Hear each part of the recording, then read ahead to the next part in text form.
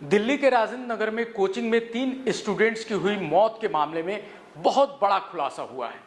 जांच में ये बात सामने आई है कि किसी भी जिम्मेदार विभाग ने सही समय पर जरूरी कदम नहीं उठाया।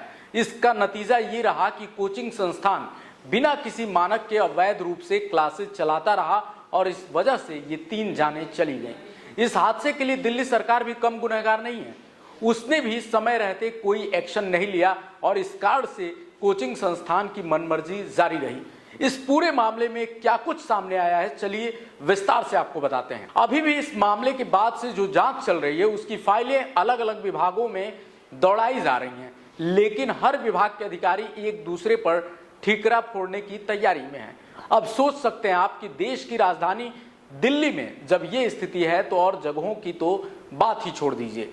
कायदे से तो हर विभाग की जिम्मेदारी तय होनी चाहिए, लेकिन अभी तक सिर्फ कागजी खानापूर्ति ही होती रही है। जब लोगों की जान चली जाती है तो कार्रवाई के नाम पर कुछ दिनों तक जांचों का दौर चलता है, लेकिन फिर वही पहले जैसी स्थिति हो जाती है और दोबारा लापरवाही शुरू हो जाती है। इस कोचिंग संस्थान में 3 स्टूडेंट्स की मौत के मामले में भी यही हो रहा है। हर विभाग अपना पल्ला झाड़ने में जुटा है। अगर ऐसा नहीं होता तो हाल के दिनों में दिल्ली में कई बार पानी के बारिश में बिजली के तार गिरे होने और करंट लगने से कई लोगों की मौत हुई है। इस पर बिजली विभाग या जो भी जिम्मेदार विभाग है उसने समय रहते अगर कार्रवाई की होती तो आज कोचिंग में ये जाने नहीं गई होती। बेसमेंट में कोई भी संस्थान नहीं चल सकता है। जब ये नियम है तो फिर दिल्ली में कुकुरमुत्तों की तरह जमे तमाम कोचिंग संस्थान अपनी लाइब्रेरी से लेकर क्लासेस तक बेसमेंट में कैसे चला रहे हैं? आखिर इन पर पहले कार्रवाई क्यों नहीं हुई?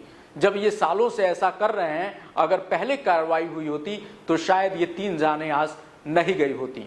अब ये भी बात सामने आ रही है कि दर्जनों कोचिंग सेंटर अभी भी ऐसे ही चल रहे हैं। इसका मतलब है कि छात्रों की जान दांव पे लगाकर ये कोचिंग सेंटर बिल्कुल अपनी मनमर्जी से चल रहे हैं और न तो प्रशासन की नींद खुल रही है और न ही सरकार की। राजेंद्र नगर कोचिंग सेंटर की ही अगर हम बात करें तो यहाँ इमारत का नक्शा पास था और बेसमेंट में सिर्फ स्टोर और पार्किंग की अनुमति दी गई थी। तो यहाँ सवाल ये है कि यहाँ पे फिर अगर केवल पार्किंग की अनुमति थी तो लाइब्रेरी कैसे चल रही थी? हादसे के बाद अग्निशमन विभाग ने एनओसी तो रद्द कर दी, लेकिन इसके पहले क्या विभाग वाले सो रहे थे? अब पुलिस विभाग की भी बात कर लेते हैं। उनके पास कानून व्यवस्था के साथ साथ अवैध गतिविधियों पर लगाम लगाने और उस पर कार्रवाई करने का भी अधिकार है। राजेंद्र नगर के इस कोचिंग सेंटर के पास ही पिंक पुलिस बूथ बना हुआ है, तो क्या यहाँ तैनात पुलिस कर्मियों को यह नहीं दिख रहा था कि अवैध तरीके से बेसमेंट में क्लासेस चल रही हैं? अगर समय रहते इसे बंद कराया गया होता तो शायद आज ये हादसा नहीं होता। अब सरकार की लापरवाही की भी चलिए बात करते हैं। हफ्ते भर पहले ही दिल्ली में एक छात्र और एक महिला की जलभराव के कारण करंट लगने से मौत हुई थी। फिर जलभराव से निपटने के लिए ठोस कदम सरकार की तरफ से क्यों नहीं उठाए गए? सिर्फ बैठकें होती हैं, काम के नाम पे कुछ नहीं होता है। ऐसे में साफ दिख रहा है कि हर विभाग ने लापरवाही दिखाई और उसी का नतीजा है कि 3 स्टूडेंट्स की मौत हुई और उनके परिवार वालों पे दुखों का पहाड़ टूट पड़ा। आखिर आप इन सब के लिए किसको कसूरवार मानते हैं? कमेंट में जरूर बताइए। मिलते हैं अगले वीडियो में। नमस्कार।